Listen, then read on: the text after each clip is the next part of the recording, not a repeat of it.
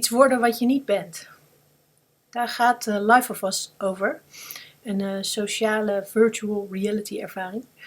Die mij eigenlijk voor het eerst echt het gevoel gaf dat je een VR-beleving met meerdere mensen kunt hebben. Ik praat met de maker, Aaron Koblin.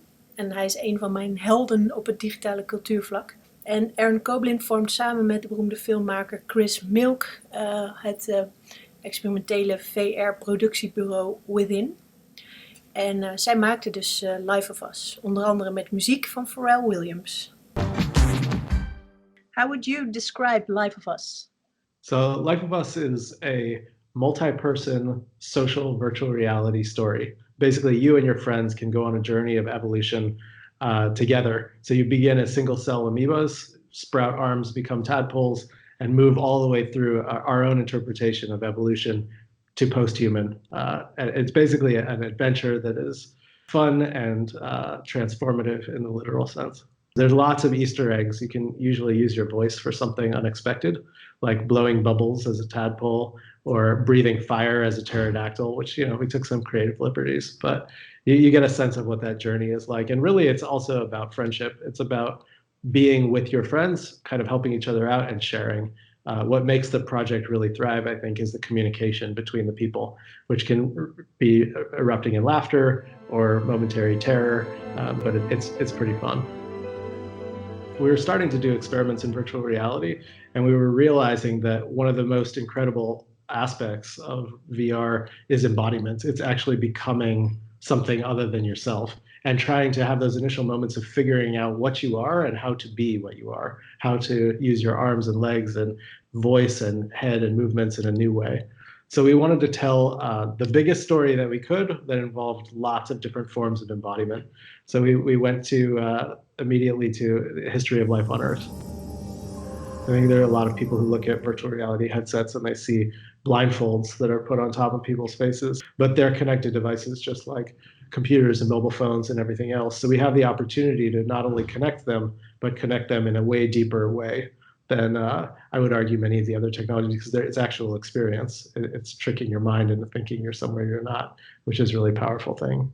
Which features do you think made it extraordinary?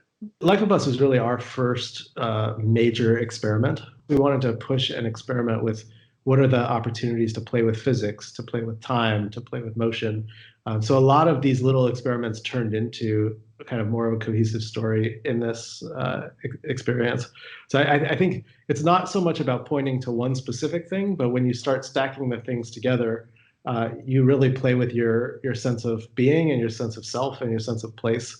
We wanted to send you on a journey, but not actually require you to physically move your body. We started off at Sundance in very small areas.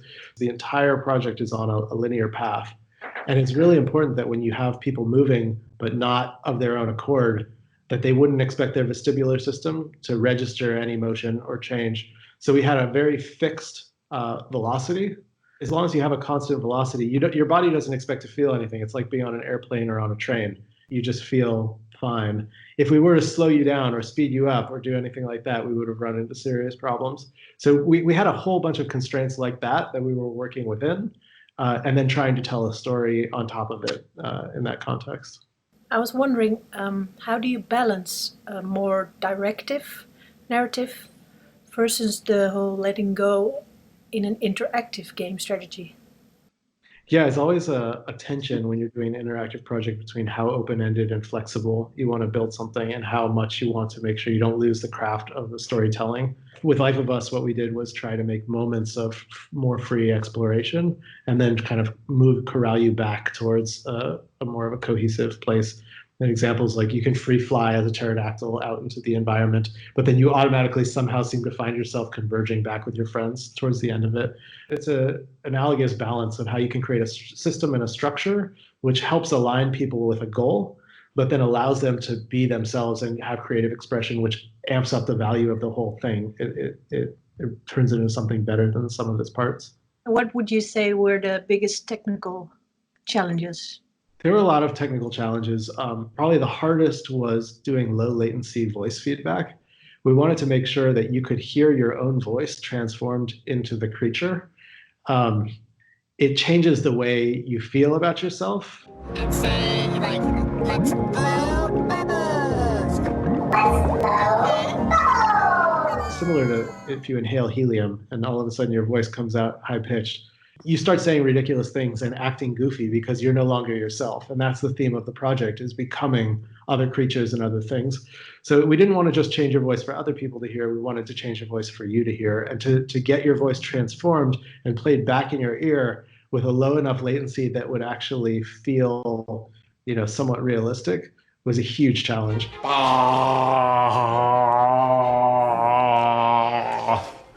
Is it out now? It's been at a number of events. It's also been at museums and galleries. We have not yet distributed it for at-home use, but there's still a lot of venues. We partnered with MK2, who's brought it to many countries throughout Europe and South Africa and across the planet. Awesome. And will you bring it to the normal homes? I think it's likely that at some point we may do that. We're working on a new project, which I don't want to say too much about, but it borrows a lot from what we learned there, and it's more open-ended, and it's very much about music and moving your body, and that will definitely be distributed at home. What have you learned from Life of Us that you will use in your new project? A whole bunch. A lot about really the joy that comes from moving your body, the power of music. One thing that gets overlooked is sound effects and music are at least 50% of the experience. You're not consciously aware all the time, but emotionally it changes the whole palette and landscape. And you worked with kind of a big name for Life of Us. Yeah, we got Pharrell to help us create the post-human soundtrack. I don't want to give it away, but at the end of the experience, it culminates in this wonderful dance extravaganza, kind of post-singularity is what Chris likes to call it.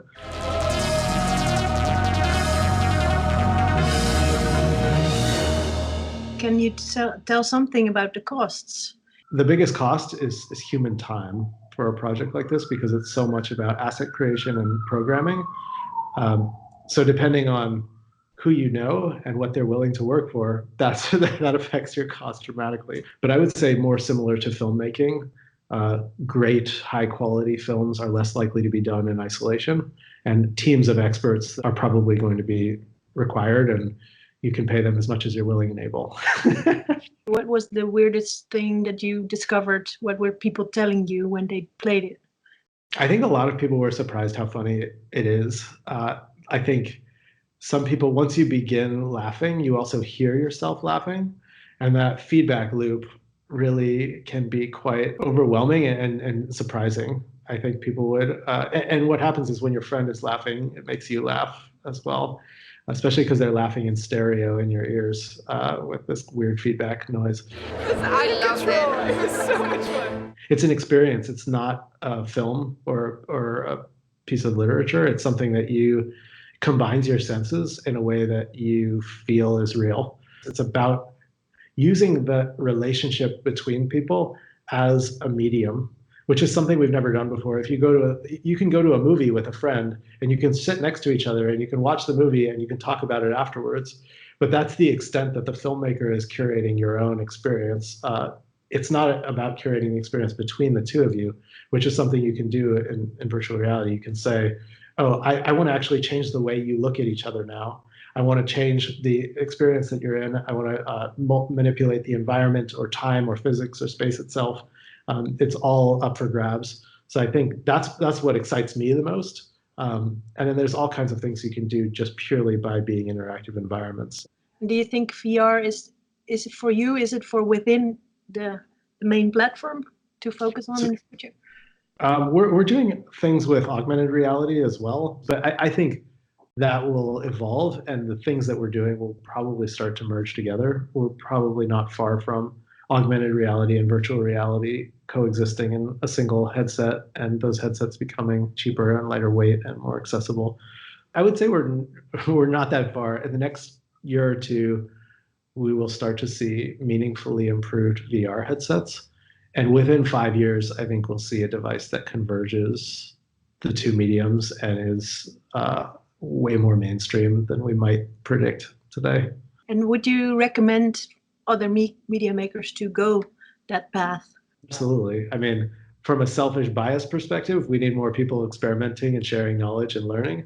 But I also believe it's the future. I think there will be all kinds of incredible new types of communications and stories and experiments and art projects and tools that exist in this format.